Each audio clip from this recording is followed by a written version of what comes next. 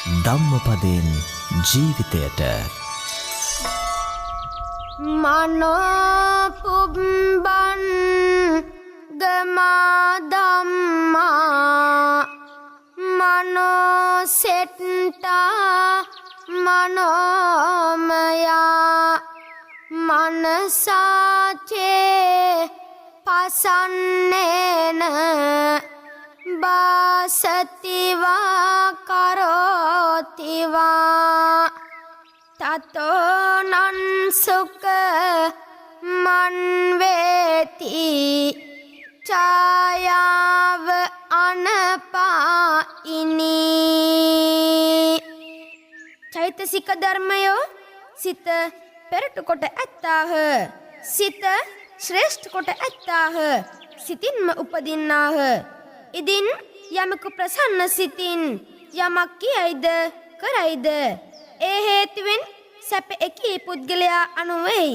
එය හරියට ශරීරයේ අත් නොහරින්නා වූ සෙවණැල්ලමෙනි.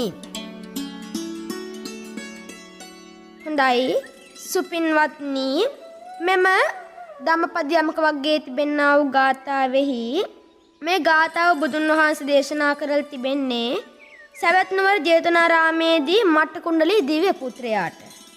ඉතින් මේ මට්ටකුණ්ඩලී දිව්‍ය පුත්‍රයා ගත්තහම මේ දිව්‍ය පුත්‍රයාගේ මනුෂ්‍ය ජීවිතය ලබාගෙන ඉන්නකොට පියතුමාගේ සවැත් නුවර ධනවත් මසරු බමුණෙකු වූ අදින්න පුබ්බක නම් පියතුමා තමයි සිටියේ.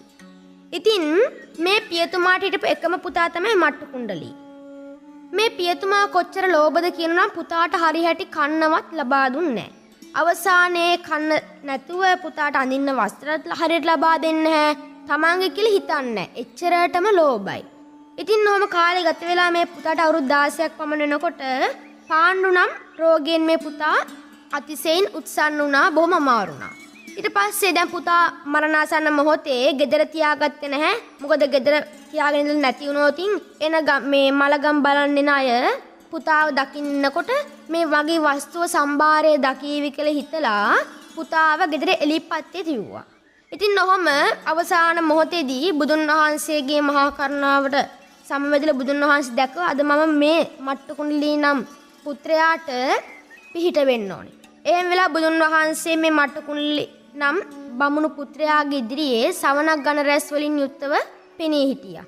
ඉතින් මේක දැකපු මේ බ්‍රාහ්මණ පුත්‍රයන් තම මට්ටකුණ්ඩලී පැහැදුනා සාදුනාදයක් පැවැත්වුව එක්කෙනෙහිම මිය ගිහිල්ලා දිව්‍ය ලෝකෙ ඉපදුනා. ඉතින් පින්වත්නි අපිට තේරෙනවා ඒ අනුව අපි නිරන්තරයෙන් පින් දහම් කරන්න ඕන. පාපයෙන් මිදිලා හැම වෙලාවෙම පින් දහම් කරන්න ඕන. අපිට පුළුවන් ලැබෙන්නේ විනාඩි 10යිද 5යිද අපි හැම මොහොතෙම පින් දහම් කරන්න ඕනේ. අපේ මෙලොව ජීවිතයත් පරලොව ජීවිතයත් නිරන්තරයෙන් සාර්ථක කරගන්න මහන්සි වෙන්න ඕනේ. හොඳයි සියලු දෙනාටම තෙරුවන් සරණයි. ජීවිතාවබෝධය පිණිස ධර්මානුශාසනා සිදු කළේ පූජ්‍ය තිස්ස මහාරාමේ සුමන ධම්ම පොඩි හාමුදුරුවෝ.